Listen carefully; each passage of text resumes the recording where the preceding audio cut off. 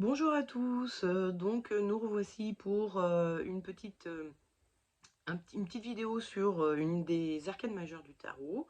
Aujourd'hui nous allons parler du diable, qui est une carte très intéressante, au même titre que la maison Dieu ou la mort, qui sont des cartes qui font très peur.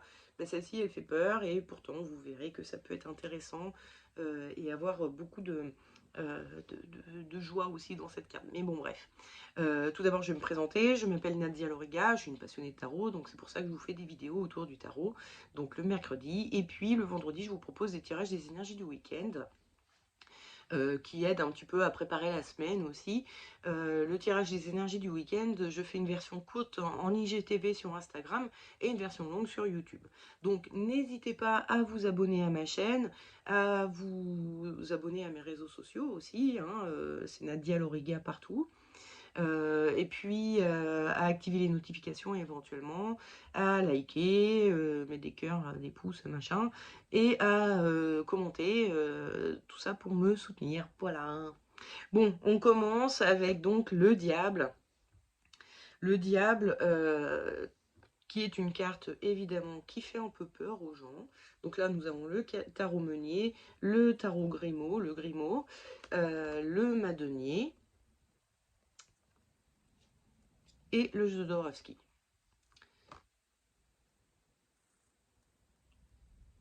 Donc, on voit tout de suite que tous les personnages se ressemblent extrêmement. Il y a à peu près tous les mêmes attributs, à part les couleurs ici qui sont un peu différentes, mais c'est dû à un souci chez le Grémou. Il y a des couleurs qui manquent et donc ils ont retravaillé. C'est Paul Marteau qui a dessiné. Paul Marteau a mis que ces couleurs-là. Alors j'avais lu quelque part une fois que c'était dû à un souci qu'à l'époque, dans l'imprimerie, il n'y avait pas beaucoup de couleurs, donc il avait été obligé de faire avec 4 couleurs, hein, donc du jaune, du rouge, du bleu et du couleur chair, et puis du noir, hein, évidemment. En fait, il y a 5 couleurs. Mais je sais pas si c'est vraiment vrai. Il me semble que, bon, à l'époque, dans l'imprimerie, on pouvait faire autrement, mais peut-être qu'ils faisaient ça à l'ancienne, c'est-à-dire en gravure. Peut-être que c'est pour ça. Enfin bon, je ne sais pas. Écoutez, je ne saurais vous dire, mais en tout cas, il a un peu raté, ce Grimaud. Alors, on va le mettre de côté. Mais bon, de toute façon, on voit que ce soit sur des tarots modernes, 20e siècle, 18e siècle, on a toujours cette même facture, très exactement les mêmes personnages, ils ont à peu près les mêmes attributs. Enfin bon, il n'y a pas grand chose qui change en vrai, hein, d'une carte à l'autre. Par contre, si on regarde un tarot euh, plus ésotérique, c'est le tarot d'Oswald Wirth, le tarot des imagiers du Moyen-Âge. Il s'est fortement inspiré de tarot ancien pour faire son tarot. Il l'a redessiné, donc il est plus du tout dans l'aspect naïf, un peu mal fait qu'il y a sur ces tarots-là. Non, là on est sur quelque chose de bien chiadé, bien fait, etc. Euh, mais il a aussi ajouté, par-dessus tout ça, des notions un peu d'ésotérisme, d'occultisme. Et notamment alors comment dire, c'est solve coagula, qui sont des, des termes d'alchimie. Et puis ce personnage, alors ici, bon, on peut y penser, hein, il y a les seins, il y a les cornes, il y a les ailes, bon, on pourrait penser que c'est le même personnage, et effectivement ça l'est peut-être, mais là on l'identifie clairement comme le Baphomet. Le Baphomet, ce n'est pas le diable, c'est une idole qui était vénérée, euh, qui, comment dire, les Templiers ont été accusés d'avoir vénéré cette idole. On n'est pas vraiment sûr que ce soit le cas, mais enfin, je crois qu'on n'est pas vraiment sûr que ce soit le cas. Mais apparemment, les Templiers, hein, qui étaient censés être les guerriers du christianisme, vénéraient une idole, et c'est pour ça qu'on les a tous décimés. Enfin, ça faisait partie des accusations qu'on faisait contre eux. Parce qu'ils prenaient trop de pouvoir en fait. C'était la vraie raison, c'est qu'ils commençaient à prendre énormément de pouvoir, les Templiers. Du coup, la papauté, le Vatican a commencé à les craindre un peu, alors qu'ils étaient de l'autre côté, hein. Donc les Templiers, c'était au contraire des guerriers les plus religieux qui soient. Alors on a dit, voilà, en fait, ils vénèrent une idole qu'on peut associer à un démon. Euh, Après, le Baphomet, sa signification réelle, c'est... je crois que c'est une façon de dire on est mi-homme, mi-animal, on est mi-instinct, mi-divin. On n'est pas tout blanc ou tout noir, on est toujours un mélange des deux et on a des parts sombres et des parts lumineuses et c'est un travail qu'il faut faire entre ces parts sombres et ces parts lumineuses, de savoir regarder ces parts sombres et savoir les accepter et voir un peu les travailler, les apaiser, et reconnaître aussi sa propre part lumineuse, sa part divine, et assumer le fait qu'on est aussi un être divin, enfin voilà. Donc il y a un petit côté comme ça qu'il y a chez le Baphomet. Et puis Waite, donc ça c'est le Rider-Waite-Smith, là aussi a dessiné aussi un Baphomet. Et du coup, bon, il n'y a pas le solvé coagula, mais il a quand même la même position des bras, sauf que c'est inversé, mais la même position des bras. Bon, lui aussi, il l'a, hein, mais pas tout à fait. C'est pas exactement, mais il a quand même une main levée, une main, voilà. Et donc, on a le Baphomet, Waite a même rajouté l'étoile à 5 branches inversée, hein, qui est vraiment, on a les cornes, les oreilles et la barbe. Hein. C'est vraiment une représentation. Enfin, l'étoile à 5 branches faite comme ça, là, en un seul trait, quand elle est inversée, on l'associe au diable et on l'associe au Baphomet. On l'associe à... De l'autre côté, c'est l'être humain avec ses deux bras, ses deux jambes et sa tête qui est dirigé vers le ciel. De l'autre côté, c'est le Baphomet qui est dirigé vers, alors soit vers les énergies telluriques, c'est ce qu'on va penser d'un pentagramme dans la magie moderne, on va dire, mais d'un point de vue christianique, je sais pas, chrétien. On le voit comme une représentation du diable, c'est pas du tout bien vu. De toute façon, les étoiles à 5 branches sont assez mal vues de manière générale dans la religion. Mais bon, c'est justement dans un ésotérisme moderne, on va plutôt l'associer à des choses plutôt telluriques, à, à la part animale qu'on peut avoir, enfin voilà, à quelque chose, ça va pas être forcément vu comme quelque chose de négatif, mais comme quelque chose sur lequel on peut compter, parce que c'est notre part animale qui nous sauve la vie, qui nous fait fuir ou qui nous fait agresser un agresseur, enfin qui nous fait nous défendre face à un agresseur. Et donc cette part animale, évidemment, il ne faut pas l'oublier, il faut pas. C'est elle qui nous fait survivre, c'est elle qui nous dit qu'il faut aller manger, là, qu'il faut qu'on boive. C'est ça, cette part animale, là, cet instinct animal nous aide. Donc, pourquoi la prendre négativement, quoi? C'est un peu ce que des gens comme Waite ou Wirth ont envie de dire, quoi. Et puis, je vais vous présenter deux jeux récents de type Rider-Waite. Qui sont illustrés par des artistes modernes. Hein. Donc là, c'est le Silhouette Tarot. On voit notre diable avec comment ça s'appelle, ses ailes de chauve-souris. Hein. C'est toujours des ailes de chauve-souris partout. Donc un animal nocturne. Ses cornes, son pentacle au-dessus de la tête, inversé, les deux petits personnages devant à ses pieds, lui il est très grand et les personnages tout petits. Là pareil, hein, on a le pentacle, les ailes de chauve-souris. Bon, il est représenté comme un squelette, et puis les personnages là ont l'air d'halluciner un peu, ils ont pas l'air si contents que ça. Alors que là, ils ont l'air moins hallucinés. Ils ont l'air, bon, voilà, tranquillou, on pose pour la photo, quoi. Ça fait un peu ça.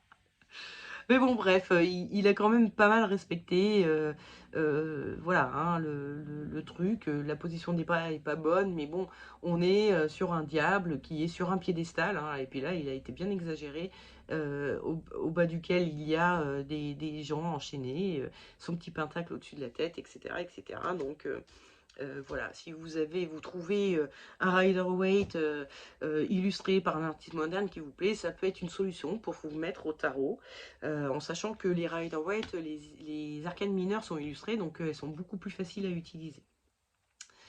Voilà. Alors, passons maintenant un peu aux interprétations qu'on pourrait faire sur le diable, déjà en regardant la carte. Heu, donc en regardant la carte, alors je vais vous montrer, attendez, je cherche, une carte, voilà, par exemple, on va prendre celui-ci. Vous remarquerez que par rapport à la plupart des personnages, le diable en fait est tout petit, hein. Il n'est pas grand du tout ce personnage, mais il est sur un piédestal. Donc ça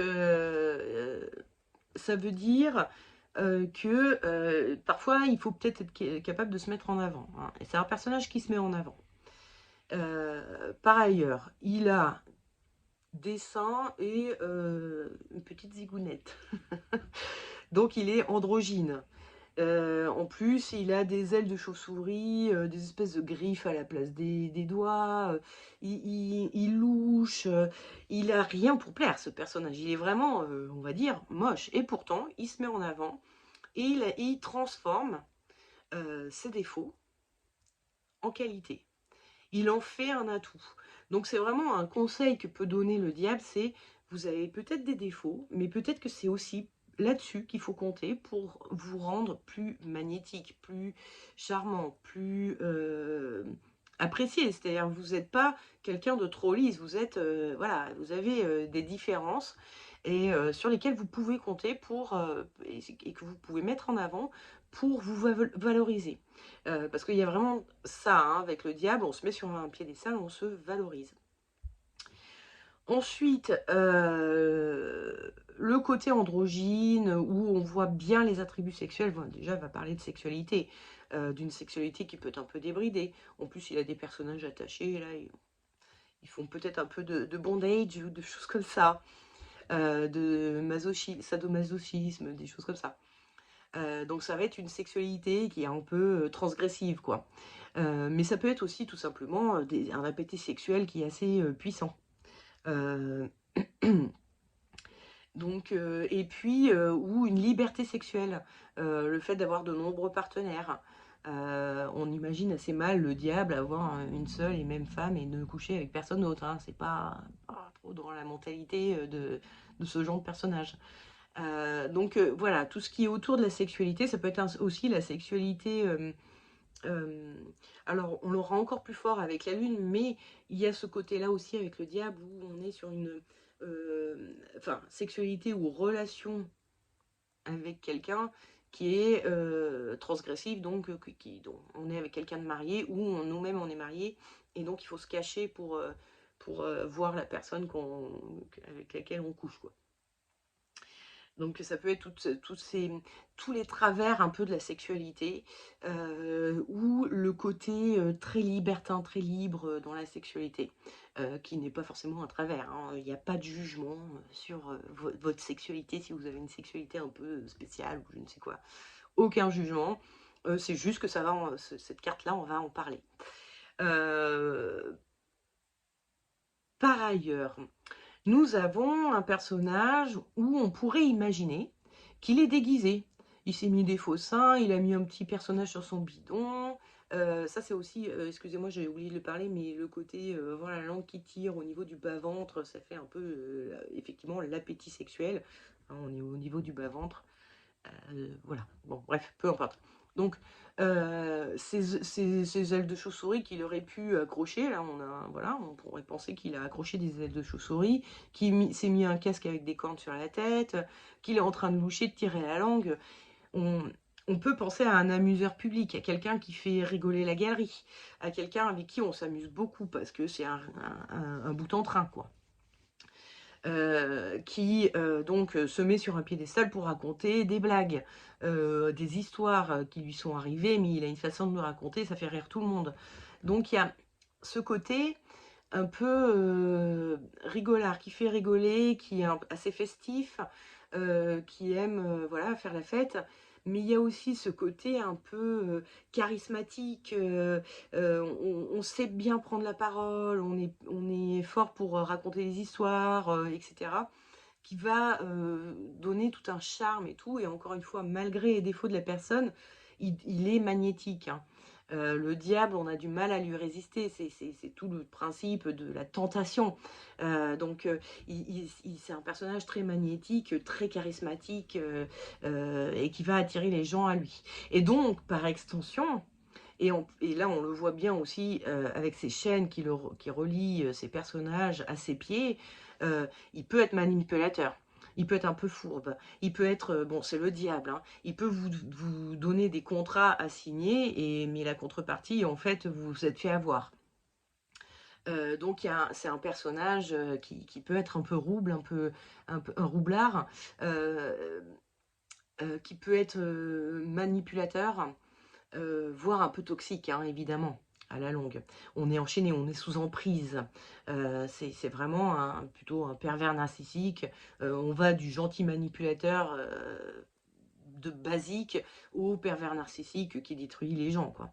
Donc voilà. Après, c'est un personnage de nuit, je vous ai dit, il aime faire la fête, donc, enfin, de par ses ailes de chauve-souris, de par le fait qu'il a une loupiote aussi, donc il va aimer la nuit, il va aimer faire la fête la nuit, il va aimer vivre la nuit. Euh, alors, petit détail, hein, là c'est vraiment un détail, vous n'allez pas le sortir souvent, mais ça c'est pour vous dire à quel point en observant la carte, on peut trouver des choses. Et un jour, une des élèves de Kevin Meunier, auprès duquel je me suis formée, lui a dit: «J'ai tiré, le diable comme, énergie du jour». J'ai pas très bien compris et tout, et puis je suis revenue dessus le soir et j'ai bien regardé la carte du diable et je me suis dit: «Ah mais en fait, moi toute la journée, ce que j'ai fait, c'est faire un ménage de printemps». Elle a fait le ménage et en fait là, elle voyait un espèce de plumeau, vous savez, les plumeaux pour faire la poussière. Donc concrètement, elle s'est dit: «En fait, j'ai tiré le diable parce que il représente le ménage avec son plumeau, le fait de faire, le ménage». Donc on peut penser à ça, rien que c'est ce que je vous dis, hein, il y a un truc qui vous saute aux yeux, sur la carte, ça là, par exemple, et pouf, ça vous fait penser à une idée et pouf, vous pouvez l'interpréter avec ça. Bon là, moi tout à l'heure, j'ai parlé d'appétit sexuel, mais on peut voir d'autres choses. D'appétit tout court, le fait d'avoir faim. Le fait de trop manger, d'avoir les yeux plus gros que le ventre. Hein, on peut penser à ça quand on a des yeux sur le ventre. Ça, bon, ils sont pas plus gros que le ventre, mais ils sont quand même. Bon, bref, ça peut faire penser. Donc, vous voyez ce que je veux dire. Hein, vous regardez l'image et pouf, vous pouvez penser. Voilà. Il y a aussi toute sa part animale, hein, sa part instinctive, hein, entre les cornes un peu qui font penser à des cornes de cerf, les ailes de chauve-souris, le fait qu'il y ait un visage dans là où se situent les tripes, les instincts. Donc tout ça, ça peut faire penser vraiment aussi à une part animale. De toute façon, même ces personnages-là ont des cornes, hein, et puis des grandes oreilles, donc des queues. Donc on est vraiment sur... il y a une part animale instinctive, pulsionnelle qui est là. Hein, donc on revient à tout l'aspect, bon, à la fois sexuel, mais c'est qui peut être aussi pour la nourriture, pour plein d'autres choses, pour les prises de territoire entre voisins ou entre collègues, ou tous ces trucs-là, de ressentir le besoin de pisser autour de notre copine parce qu'on veut se la garder pour nous, tous ces trucs-là, les trucs un peu pulsionnels, un peu instinctifs, un peu animaux qu'on fait des fois, vont être représentés par la carte du diable. Alors ensuite, lorsqu'on vit le diable, alors là on a trois personnages. Il y a le diable, le personnage du diable. Quand on vit le diable, on est vraiment dans une humeur joyeuse. En fait, quand vous êtes comme ça, avec votre rue, vous avez l'impression de faire coucou, vous louchez, vous faites le con, il y a une humeur qui est assez joyeuse. Il y a quelque chose d'assez rigolo, drôle, etc., qui se passe en nous quand on est en train de vivre le diable. Et on se sent important. Aussi, on est sur un piédestal, on se sent important. Il y a les autres qui sont en dessous de nous, on a l'impression d'être le plus beau, d'être regardé, on fait le con et tout. Ouais. Donc il y a quelque chose d'assez, au niveau émotionnel, qui se passe, qui est assez plutôt vivifiant, qui nous fait du bien, qui nous fait plaisir, mais qui touche plutôt à l'ego qu'à quelque chose de vraiment de serein, de cool. Voilà. On n'est pas sur quelque chose comme ça. On est sur quelque chose d'assez égotique, on se sent important. Et puis, si on se met à la place de ces personnages, il y en a un qui cligne de l'œil, L'autre, vous voyez, hein, l'expression de leur visage est pas malheureux. Donc si on se met à leur place, on est dans une situation où on rigole bien, on s'amuse bien, on est avec quelqu'un qui nous fait rire, qui nous amuse, qui nous, euh,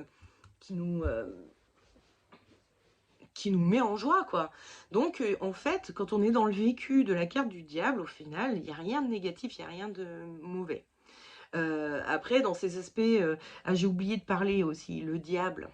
Euh, le diable, là, on n'est plus ni dans le vécu, ni dans l'observation de la carte, mais le diable, à la base, c'est un personnage avec lequel on fait des contrats, enfin, dans l'imaginaire, voilà, en échange de notre âme. On obtient quelque chose en échange de notre âme. Donc ça peut parler tout bêtement de contrat. Vous êtes en train de signer des contrats. Rien de maléfique là-dedans ni rien, mais ça peut parler de contrat. Ça peut parler de s'être fait avoir, de s'être fait roubler, suite à un contrat, à une association, à un accord qu'on a eu avec quelqu'un. Euh, Parce que c'est le diable aussi, et du coup il nous a fait voir miroiter des choses, puis finalement on n'a rien du tout.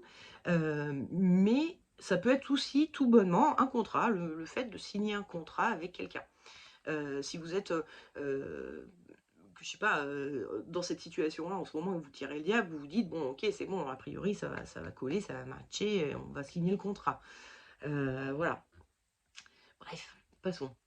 Donc vous voyez, hein, il n'y a pas que des choses négatives autour du diable, il y a tout cet aspect manipulation, il y a tout cet aspect égotique, égoïste aussi, hein, on l'a ressenti dans le vécu, mais on le voit aussi parce qu'il se met sur un piédestal et il laisse les autres tout en bas.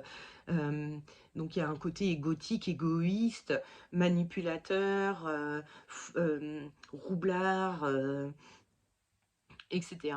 Mais il y a aussi tout l'aspect joyeux, amuseur, quelqu'un de magnétique, charismatique, quelqu'un qui sait mettre en avant ses défauts pour en faire des atouts. Voilà, il a aussi de très beaux côtés et de très bons côtés, et surtout un côté assez joyeux.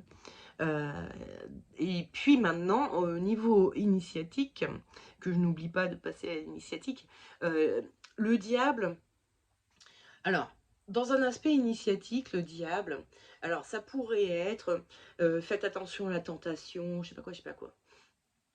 Je pense qu'il vaut mieux le voir, le diable, c'est l'ombre. Et le divin, c'est la lumière. Ok. La lumière, c'est bien, mais ça, c'est facile. C'est facile de voir la lumière, c'est facile de repérer la lumière en nous. C'est la part d'ombre en nous, c'est beaucoup moins évident, en particulier à cause de l'ego, parce qu'on a du mal à se dire, en fait, j'ai cette part d'ombre en moi et c'est pas bien. Et pourtant, un travail initiatique doit passer par le travail sur notre part d'ombre, l'acceptation de cette part d'ombre et, comment dire, essayer de l'éclaircir un peu, essayer de faire en sorte qu'elle prenne pas le dessus. Euh, voilà, essayer de faire en sorte que cette part d'ombre ne soit là que pour révéler le plus possible notre lumière et pas pour prendre le dessus sur la lumière et l'éteindre. Et, enfin, on n'éteint jamais ni la lumière ni l'ombre, hein. Y a rien à faire, on sera jamais tout blanc ou tout noir, hein. On sera toujours duel, on sera toujours un peu mauvais et un peu bon et un peu neutre aussi entre les deux. Enfin voilà, on est tout à la fois. Ne croyez pas que vous êtes juste gentil et quelqu'un de super, je sais pas quoi. Non, ça n'existe pas. On a tous des défauts, on a tous des défauts qui sont pas bien. Donc il faut regarder sa part d'ombre, il faut l'accepter, il faut l'assumer. Et il faut un peu travailler dessus de façon à ce qu'elle ne s'exprime pas majoritairement. Donc voilà, le simple fait de révéler notre part d'ombre, d'être capable de la voir et de se dire ah oui, là-dessus je suis quelqu'un de pas bien. Je fais des trucs dans ces cas-là, c'est pas bien. Pourquoi? Bah parce que dans mon enfance, parce que blablabla, j'ai cette problématique intérieure qui fait que des fois je réagis comme ça et c'est pas bien. Ok, et bien maintenant que j'en ai conscience, la prochaine fois que je me retrouverai dans une situation où ma part d'ombre voudrait s'exprimer, je la repérerai. Peut-être pas tout de suite les premières fois, mais les fois d'après, je la repérerai plus vite et à plus vite et plus vite. Et à un moment donné, je serai capable d'être là et de dire: «Oh là, salut ma part d'ombre, tu es en train de vouloir t'exprimer. OK, je comprends. Mais attends, laisse-moi faire, je vais essayer d'exprimer ça d'une autre manière». D'une manière qui sera, plus lumineuse, plus dans la bienveillance, moins dans l'ego, et cetera. Donc voilà, hein, le côté initiatique du diable, c'est vraiment ça. C'est le travail sur notre part d'ombre, c'est, vous ne pourrez pas évoluer spirituellement si vous ne le faites pas. C'est une chose par laquelle il faut passer. Ben voilà, je pense que j'ai à peu près tout dit sur le diable, enfin j'espère, hein, que j'ai rien oublié. Je regarde encore un peu, les choses, ah aussi quand même, je vais peut-être vous rajouter un petit truc vite fait. Parfois quand on tire le diable, on n'est pas le diable, on est un de ces personnages-là.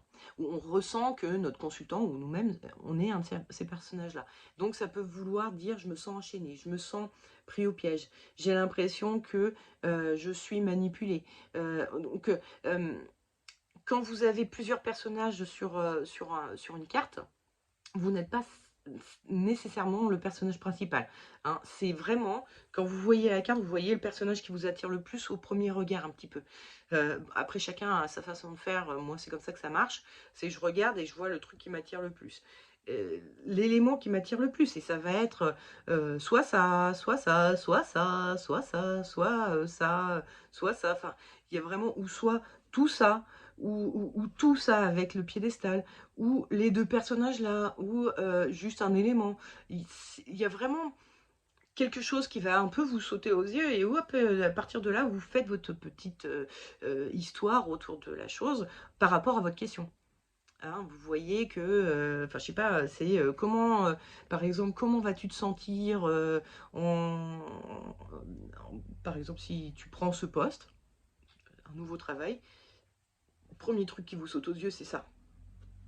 Et vous dites, bah, j'ai l'impression que tu vas te sentir un peu, enchaîné, et c'est pareil, ils ont les mains derrière le dos, hein, donc on pourrait penser ils sont pieds et poings liés, en tout cas poings liés, que le fait de ne pas pouvoir bouger, de ne pas pouvoir aller ailleurs, de stagner dans ce poste. On vous a promis une évolution. Ah bon? Parce que moi, c'est bizarre, j'ai l'impression que vous êtes un peu enchaîné à ce poste et vous n'allez pas en bouger et que l'évolution, il y a déjà quelqu'un dessus et la seule évolution que vous pourriez avoir, il y a déjà quelqu'un dessus et c'est mort, vous l'aurez pas. Donc voilà, c'est un petit ajout que je peux faire sur les cartes à plusieurs personnages en général, et notamment sur cette carte-là par rapport à l'enchaînement, la corde au cou. Ça peut parler de mariage d'ailleurs, hein.